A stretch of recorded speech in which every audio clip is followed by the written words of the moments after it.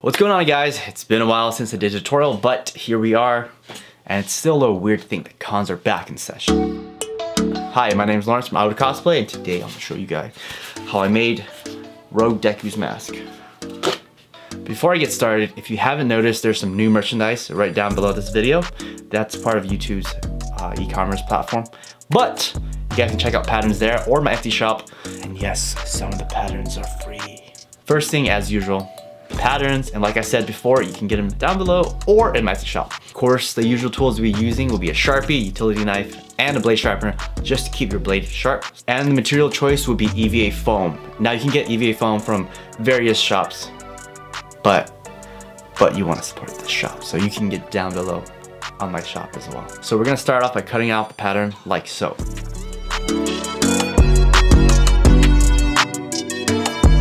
Next, we'll cut into the darts along the seam edges. So why are the darts important? Well, I'm glad you asked. These darts serve as registration marks so that when you put the seams together, you can line them up perfectly. Once the pattern and the darts have been cut, carefully trace on the pattern onto the 4mm EVA foam. And the circles are optional. They were actually meant to be ventilation, but to be honest, when I had the mask on, I was still sweating my face off. And if you did everything correctly, this is what you should have. Next, all we have to do is cut it out like so.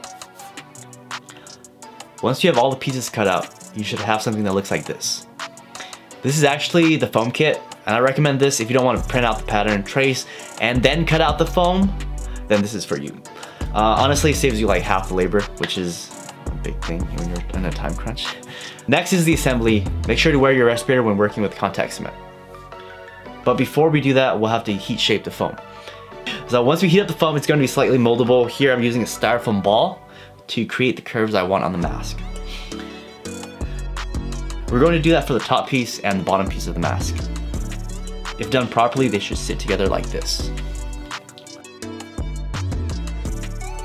I didn't show here, but we're going to do that for the left and the right of the mask. Now for the earpieces, we're going to create a bevel edge along this seam edge. When you're done, you should have something that looks like this. Now I'm going to clean the edges with a Dremel.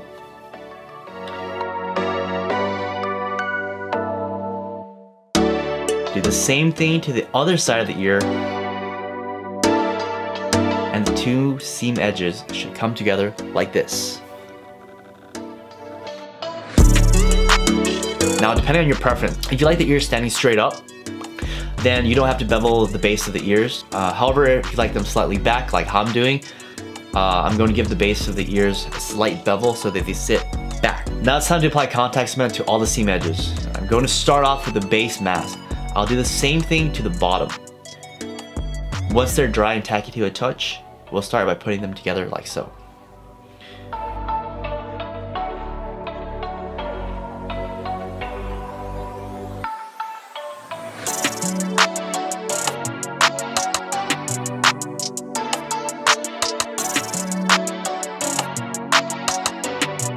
Next, we'll attach the top and bottom piece of the face mask according to their seam lines. Carefully applying a little bit of contact cement to those edges. Give them a minute or two to dry, then begin to put them together.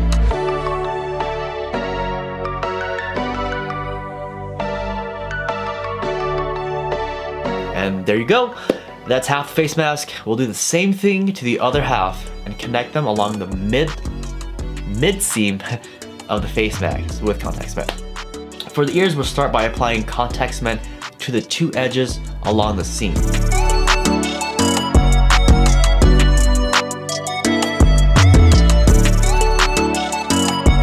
Once they're dry, we'll start from the tip and work our way to the base, carefully lining up the registration marks as we go.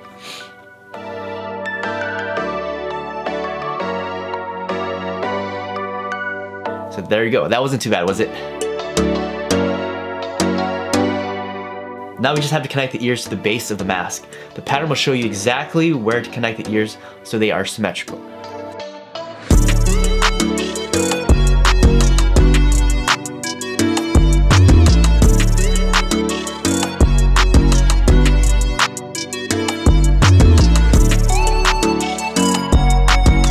Okay, and there you have it.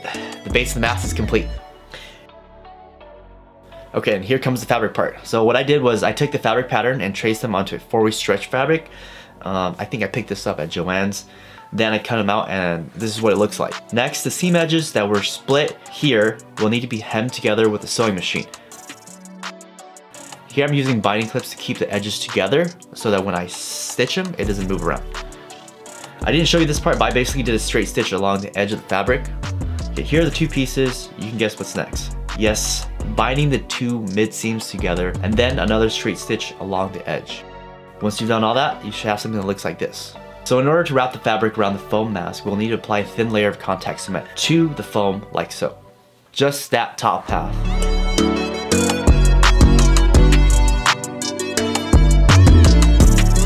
Next, we'll use Gorilla Glue spray adhesive to the back side of the fabric. Give it a few seconds, then carefully line up the fabric with the mask.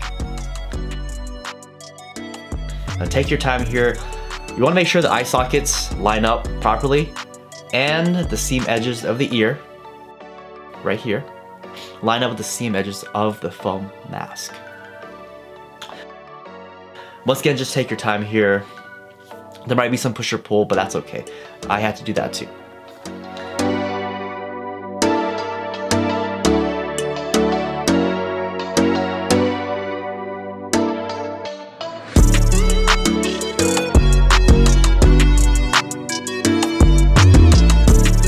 If you get any air bubbles like I did, just go back before the glue dries and kind of smooth it out like so. Alright, and there you have it.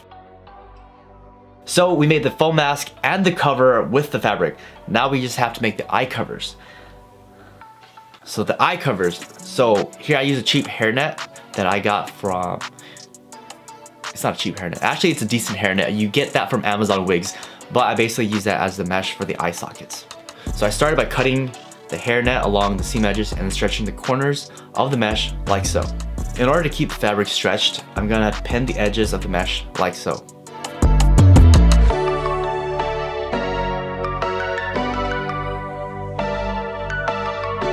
Then I take these foam outlines of the eyes and hot glue them onto the stretched mesh fabric. After a minute or two, the hot glue should be dried, and then I began cutting away the excess fabric. And that's how I made the mesh of the eye socket. Let's remove the other eye socket and attach them to the face mask. Here's a test fit. It's not perfect, but since we're working with stretchy material, it's more forgiving. To connect the mesh, I'll start with some contact cement on the inside of the mask. Then I'm gonna put contact cement on the foam outline, just the foam outline of the mesh. So, and there you go. And as a finishing touch, I got these Iron Man LED lights from Amazon. I have a link down below. Masked them with some duct tape, leaving only the pupil or iris, I should say, unmasked. Here are the results with the lights on and lights off. So this regular Deku mask, I just kind of beat it up, but the tutorial for that you found right here. And that's it for this build. If you like this video, make sure to hit that like button. If you guys are new here, feel free to subscribe or check out these other videos I made here.